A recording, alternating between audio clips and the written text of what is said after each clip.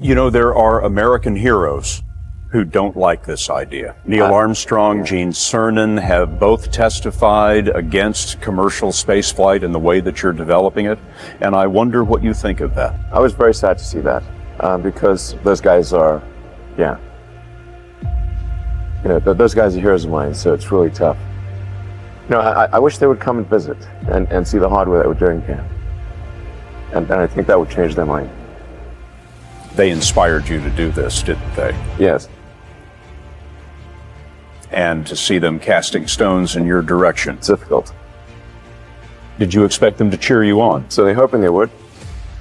What are you trying to prove to them? What I'm trying to do is to make a significant difference in spaceflight and help make spaceflight accessible to almost anyone. One of the most difficult choices I've ever faced in life was in 2008. I think I had maybe $30 million left, or $30 or $40 million left in 2008. And I had two choices. I could put it all into one company, and then the other company would definitely die, or split it between the two companies. But if I split it between the two companies, then both might die. When you put your blood, sweat, and tears into creating something, or building something, it's like a child. And so it's like, which one am I going to let one starve to death? I couldn't bring myself to do it, so I split the money between the two. Fortunately, thank goodness, they both came through. What was your biggest failure, and how did that change you? Well, there's a ton of failures along the way, that's for sure. As I said, for SpaceX, the first 3 launches failed, and we actually were just barely able to scrape together enough parts and money to do the 4th launch. If that 4th launch had failed, we would have been dead. So multiple failures along the way.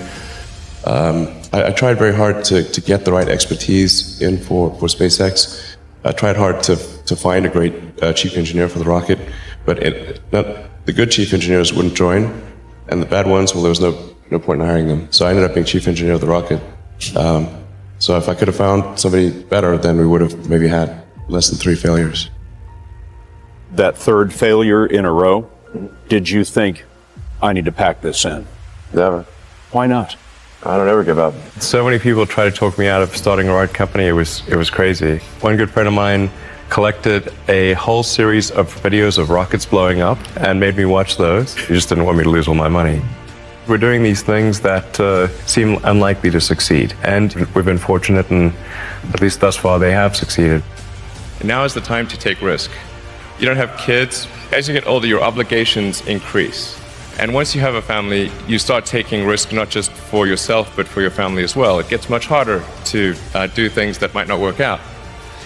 So now is the time to do that before you have those obligations. So I would encourage you to take risks now. Do something bold. You won't regret it. How did you figure you were going to start a car company and be successful at it? Well, I didn't really think Tesla would be successful. I thought we would most likely fail. But I thought that we at least could address the false perception that people had that an electric car had to be ugly and slow and boring like a golf cart. But you say you didn't expect the company to be successful, then why try? If something's important enough, you should try, even if the probable outcome is failure. Or how do you think about making a decision when everyone tells you this is a crazy idea? Or where do you get the internal strength to do that? Well, first of all, I'd say I actually think I feel fear quite strongly. So it's not as though I just have the absence of fear. I feel it quite strongly. But there are just times when something is important enough, that you believe in it enough, that you do it in spite of the fear. I think about what technology solution is necessary in order to achieve the particular goal, and then try to make as much progress in that direction as possible. I think being a multi-planet species and being out there among the stars is important for the long-term survival of humanity, and that's one reason. But then the part that I find personally most motivating is that it creates a sense of adventure, and it makes people excited about the future. If you consider 2 futures, one where we are forever confined to Earth until eventually something terrible happens, or another future where we are out there on many planets, maybe even going beyond the solar system, I think that second version is incredibly exciting and inspiring, and there need to be reasons to get up in the morning. You know, life can't just be about solving problems. Otherwise, what's the point? There's got to be things that people find inspiring and make life worth living. When my brother and I were starting our first company, instead of getting an apartment, we just rented a small office and we slept on the couch.